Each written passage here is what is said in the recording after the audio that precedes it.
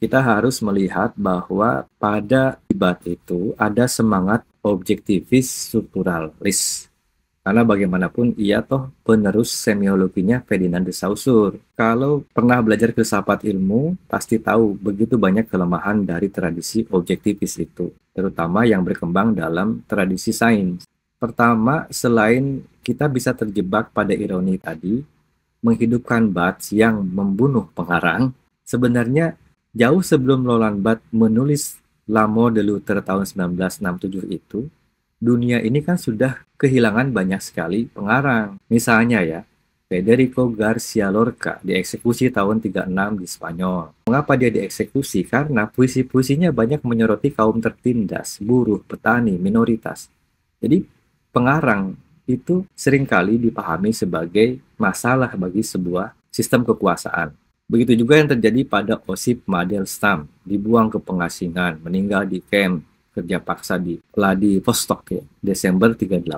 Jos Marti juga sama, puisi-puisinya menentang penindasan dan ketidakadilan. Bukan hanya tentang situasi di Kuba, tapi juga di Amerika Latin dan dunia dalam arti luas. Anak Akhmatova jangan lupa, tidak hilang tapi dibungkam, dilarang karyanya. Hidup dalam pengawasan rezim. Akhmatova itu mirip Pramudia kalau di Indonesia. Tidak hilang secara fisik tapi dibungkam dan dipenjara. Artinya, secara historis pengarang memang sudah dimatikan tanpa harus ada teorinya Roland Barthes itu. Sebelum Roland Barthes merumuskan kematian pengarang secara teoritis, sebenarnya secara historis pengarang memang banyak yang sudah dimatikan secara politis dan bahkan fisik. Maka semangat objektivisme struktural Barthes itu bisa saja menjadi alat legitimasi bawah sadar. Nah ini yang bahaya. Alat legitimasi bawah sadar para objektivis non-politisi terhadap struktur untuk tidak menganggap penting lagi pengarang. Jadi pengarang sudah mati itu kan kritik Barthes terhadap otoritas. Jangan lagi ada satu suara yang dianggap paling benar. Lahir dari iklim anti-otoritarian pasal 6-8. Saya ingatkan lagi, setelah Mei 1968 di Prancis itu, setelah para mahasiswa buruh demo besar-besaran menentang pemerintahnya, sistem kapitalisme juga norma-norma konservatif, muncullah semangat anti-otoritarian, menolak kekuasaan tunggal, negara,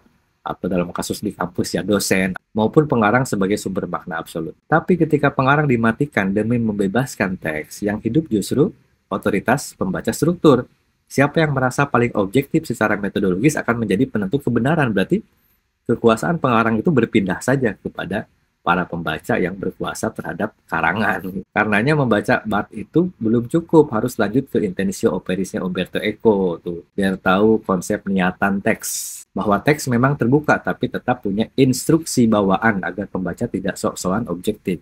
Juga ada Hearst, bukunya itu Validity in Interpretation, yang ingatkan kita akan intensi pengarang, bukan intensi teks lagi, seperti teorinya Eco. Bahkan harus tahu tuh kritikus feminis seperti Helen Sixu, Toril Moa juga menyoroti bahwa kematian pengarang itu bisa berisiko menghapus suara perempuan dalam sejarah. Itu bahaya. Gaya Tris Pipak itu kan mengingatkan kita bahwa menghapus pengarang bisa juga menghapus suara kelompok tertindas. Jadi sangat penting untuk tahu siapa pengarang, perempuan kah, buruh kah, kulit hitam kah. Makanya setelah Lorca, Osip Mandelstam, Jos Marti, anak Akhmatova, Pramudia, kita tahu kemudian misalnya Wiji Tuko hilang sejak 98, menjelang tumbangnya Orde Baru.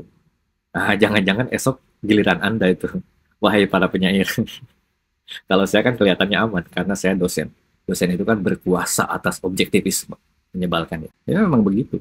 Cuma bedanya saya sadar aja.